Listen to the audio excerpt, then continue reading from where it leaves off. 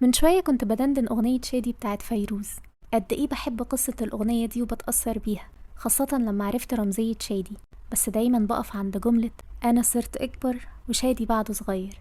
تقريبا ده اللي بنحسه في كل القصص اللي ما كملتش، كل القصص اللي اتحط لها نقطة قبل حتى ما تبدأ، والواحد مننا ما بيصدق يسيب خياله يسرح، محاولة ساذجة في إنه يوصل لسيناريو ونهاية مرضية لقلبه.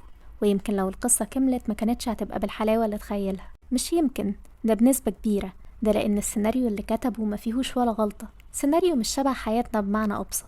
وزي ما فيروز قالت أنا صرت أكبر وشادي بعده صغير.